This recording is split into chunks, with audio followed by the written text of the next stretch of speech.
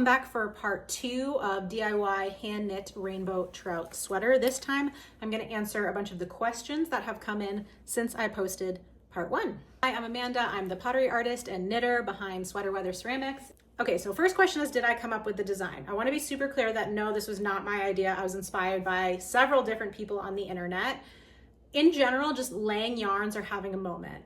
TikTok has made them particularly popular, and I've seen the cloud tweed, so this one with the speckles in it, being referred to as a fish yarn going back as far as this past July, so July 2024. In winter of 2024, November, December, there was a super viral reel using one of the colorways that is more brown and orange, and a creator made a sweater that they said looked like a brook trout. That was really inspiring to me as somebody who loves fish.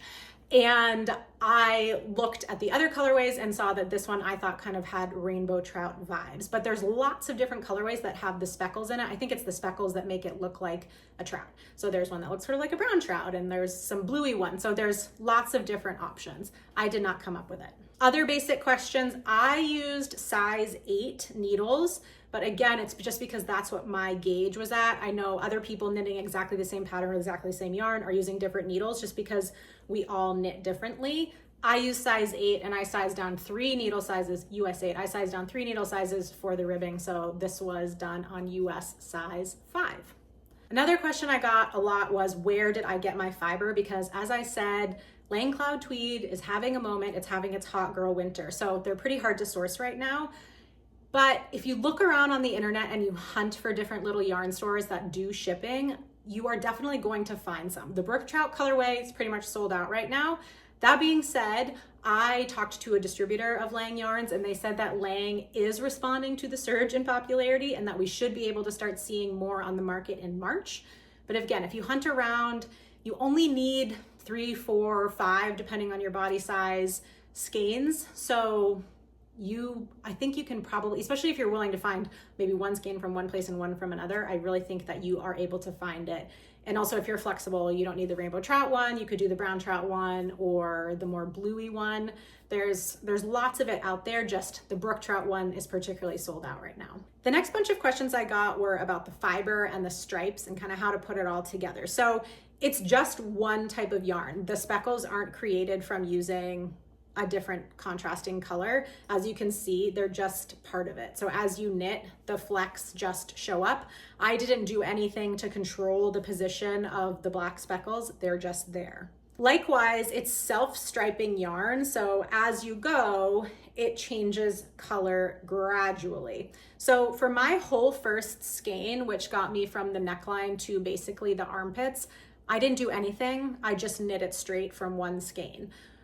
After that, I started to play around a little bit. I had bought 4 of these skeins, so I did start to be more thoughtful and mindful about how I wanted it to look, but it's totally arbitrary.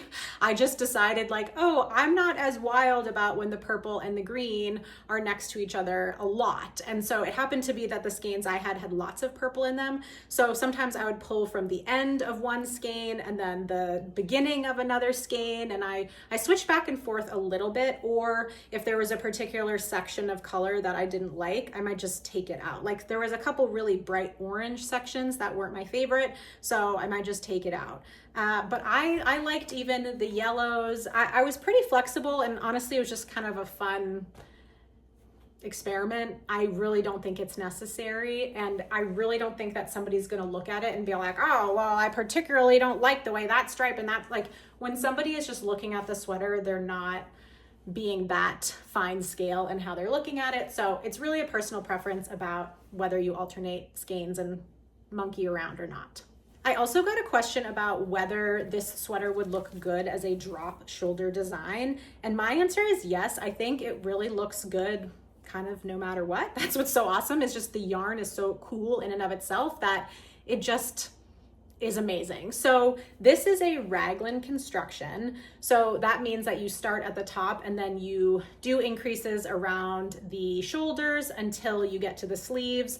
You kind of set those aside, you knit the body, and then you come back and pick up those live stitches and a few in the underarm and knit from there. So it's it's kind of all knit in one piece at different times. I'm holding this shirt because this is just a regular shirt. It happens to be from Old Navy, but this is what we would call a drop shoulder. So as you can see, the front and back of this shirt are essentially just two big rectangles. A lot of sweaters are also knit using this drop shoulder design where you essentially just knit a rectangle or a square. Sometimes there's some shaping for the neckline, and then you sew the two pieces together, and then you either knit a sleeve and sew it in, or maybe sometimes you pick it up and knit it from there. But this is very similar to what it would look like if you do a drop shoulder design. The thing to keep in mind with a drop shoulder design is that it's just going to look different, but it's not going to look bad. It's just that the stripes are going to be more horizontal and then just meet up with the sleeve, and there'll be sort of that change in direction of the stripes. But the disadvantage, or the difference, I guess, of a raglan design is that you don't get that straight horizontal stripe at the top because of the design of the sweater. It ends up, you have an angle here. So it just really depends on what your preference is.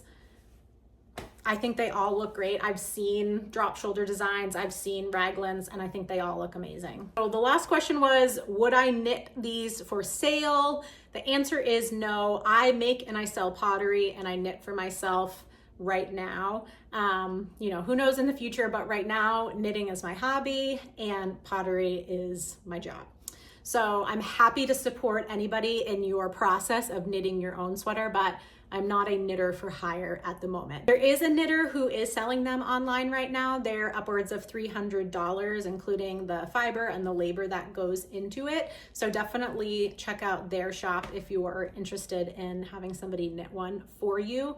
But otherwise, yeah, I'm happy to support you in all of your knitting journeys with this sweater. I have no interest in gatekeeping, and I am finding more Trout yarns every day. So if you want to see more of the Trout inspired yarns that I'm finding from other dyers, best place to find them is on my Instagram, which is Sweater Weather Ceramics. I'm always happy to answer any more questions, so send them my way. And don't forget to send me pictures if you end up knitting something with this Laying Cloud tweed.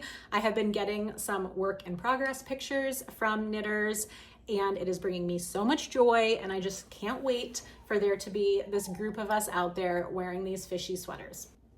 I don't know if you can hear my dog squeaking, so it's time for me to go take him out. Cheers, happy knitting.